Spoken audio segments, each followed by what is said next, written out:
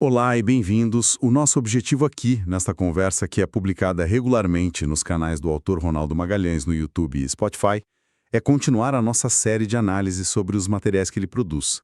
A nossa missão é mergulhar fundo e tentar explicar por que tantos líderes, especialmente no C-Level, sentem que a tecnologia, parece que não está entregando todo o seu potencial. Hoje, a gente vai dissecar o material do episódio 5, como usar playbooks e runbooks para reduzir custos e aumentar a receita. E a gente já começa com uma cena que, todo líder de tecnologia conhece bem. 3 da manhã, o sistema principal da empresa cai e o celular de uma única pessoa começa a tocar. É o chamado herói da vez. A nossa análise de hoje é sobre a jornada para aposentar esse herói e, no processo, tornar a empresa mais forte e, claro, lucrativa. Exatamente. O ponto de partida do autor Ronaldo Magalhães é justamente esse. Ele argumenta que se a sua operação depende de um nome específico na agenda, alguém que obviamente não está disponível 24/7, você não tem um processo, você tem uma vulnerabilidade gigante. A discussão de hoje gira em torno de como pegar esse conhecimento de corredor, que só existe na cabeça de algumas pessoas, e transformar num ativo real, digital e, o mais importante, replicável para a empresa. Certo. E para organizar essa transformação, ele introduz dois conceitos que no mundo corporativo às vezes se confundem: playbook e runbook. Qual é a distinção fundamental que o autor propõe? Porque me parece que é aqui que a gente começa a separar a gestão do caos da gestão resiliente, né? É exatamente nesse ponto. A clareza dessa distinção é a base de tudo. Segundo ele, o playbook é estratégia. Pensa nele como o mapa da governança. O mapa. Com o comando técnico, mas sim com o que e o quem. Ou seja, quais são os processos de negócio críticos. Quem precisa ser comunicado numa crise, qual é o fluxo de escalonamento, quem tem autoridade para tomar qual decisão, é o guia de decisão para os gestores durante a turbulência. Entendi. Então, o playbook é a visão de cima, o plano de voo que garante que o negócio continue funcionando, que os stakeholders certos sejam avisados, e o runbook, onde ele entra. O runbook é a execução tática, é o como, é um roteiro técnico detalhado, passo a passo, projetado para ser quase a prova de falhas.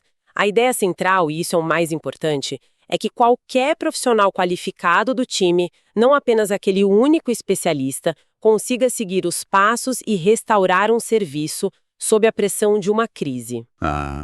É a engenharia da execução em si, é o script da ação. Espera aí. A analogia que ele usa com o futebol americano é genial, porque ela resolve uma dúvida que eu sempre tive. O playbook não é o passo a passo, é tipo um cardápio de estratégias. Isso muda tudo. Exato, é uma analogia perfeita. O playbook, no futebol americano, é o livro de jogadas do time. Ele tem todas as estratégias de ataque, de defesa, as formações e em quais cenários cada uma funciona melhor. Certo. O técnico e o quarterback estudam esse livro para saber que opções eles têm. Não diz o que fazer a cada segundo, mas estabelece o repertório estratégico. E o runbook, então, seria a jogada em si, a execução precisa daquele momento? Perfeito. O runbook é a jogada específica que o quarterback anuncia antes do snap. Ele dita exatamente quem corre para onde, quem bloqueia quem, em qual ordem, em qual tempo. Entendi. E de improviso. Tem que ser precisa, repetível, disciplinada. Qualquer um na mesma posição, com o mesmo runbook, deveria executar a jogada da mesma forma. Isso conecta tudo de volta para a gestão, né?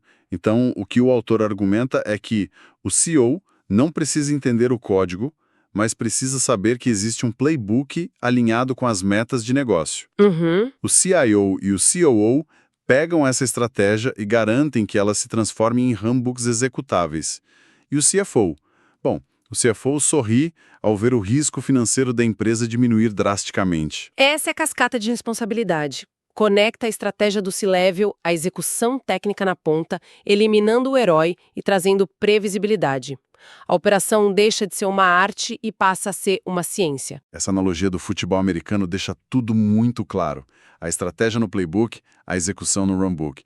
Mas na prática, tirar o conhecimento da cabeça do quarterback do time de TI e colocar no papel parece ser o maior desafio. Imagino que a resistência humana seja um obstáculo enorme, não? É o principal.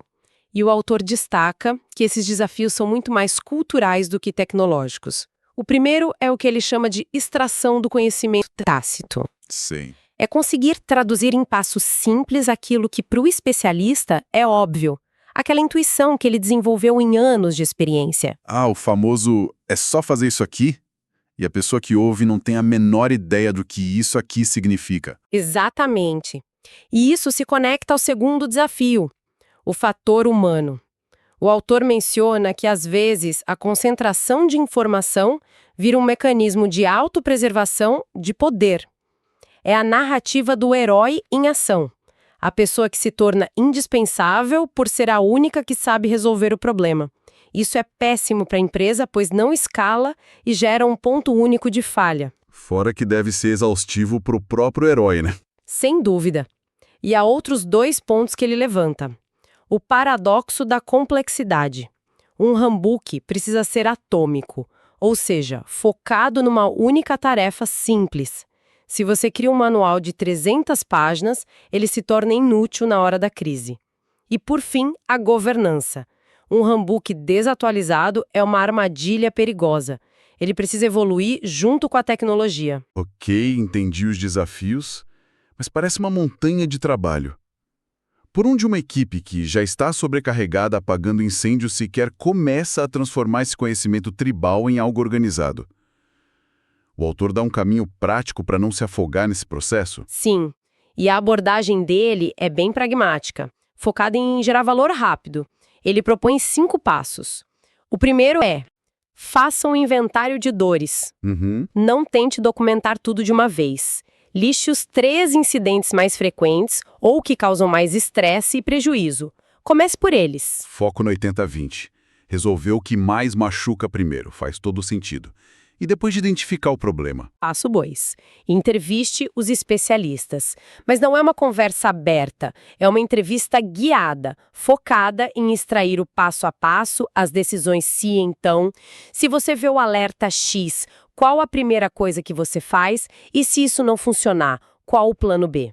O objetivo é mapear a árvore de decisão da cabeça dele. Isso vira um documento? Exato. O passo 3 é criar o template atômico, formalizar esse conhecimento num documento padronizado, com ações claras, comandos exatos, print de tela se necessário. A palavra-chave aqui é simples. Cada ação precisa ser inequívoca. Certo. Mas como garantir que esse documento, que parece perfeito na teoria, realmente funciona na prática, sob pressão? Aí entram os 2 passos finais, que são cruciais e, segundo o autor, muitas vezes negligenciados. O passo 4 é o teste do analista leigo. Ou alguém de outro time que não conhece aquele sistema e peça para ele seguir o handbook num ambiente de teste. Se ele conseguir resolver o problema sem precisar chamar o especialista, o handbook é um sucesso. É a prova de fuga. Se alguém de fora consegue seguir, qualquer um do time consegue. E o último passo? O 5º passo é o teste na vida real. Na próxima vez que aquele incidente acontecer de verdade, o especialista não resolve. Ele fica ao lado do analista de plantão, como um copiloto, apenas observando e orientando enquanto o analista executa o handbook. Isso valida o processo no calor da batalha e gera confiança no time. O autor traz um exemplo prático para ilustrar, certo? A queda de um serviço de autenticação, que é o tipo de coisa que pode parar o faturamento de um e-commerce em minutos. Como seria a aplicação de um handbook nesse cenário caótico? Olha, o que é fascinante aqui é a estrutura que ele descreve, que é o oposto do caos. A análise do exemplo mostra como a calma e o método substituem o pânico. Primeiro, o gatilho de ativação. O processo não começa com o telefone tocando, mas com um alerta automático claro e específico no sistema de monitoramento. Ou seja, a ação já começa baseada em dados, não em achismo ou pânico. Exatamente. A partir daí, a investigação é dirigida pelo runbook. O analista não perde tempo com hipóteses. O passo 1 do runbook diz: verifique o status do serviço X. Se estiver inativo, o passo 2 é execute o comando de restart. Não há espaço para diagnóstico subjetivo. A ação é imediata e padronizada. Mas e se reiniciar não resolver? É aí que a coisa geralmente complica. É aí que os fluxos de decisão do runbook entram.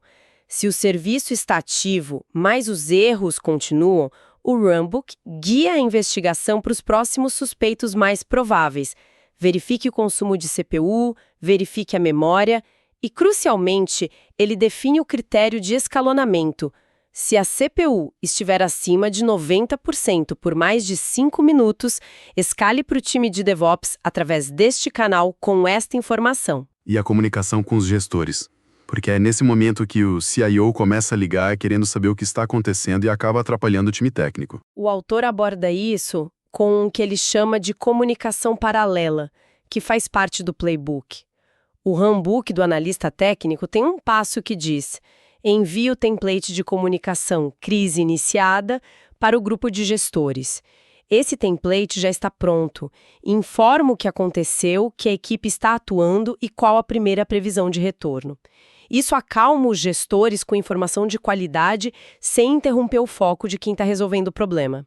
Isso é fundamental. Isola o time técnico para que ele possa trabalhar.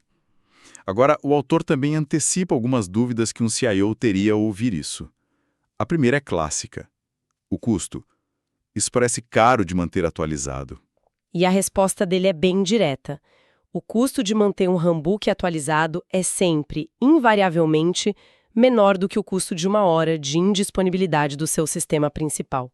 É uma questão de perspectiva. Não é um custo, é um investimento em resiliência. Boa. E sobre medir o sucesso? Como provar ao famoso ROI disso tudo?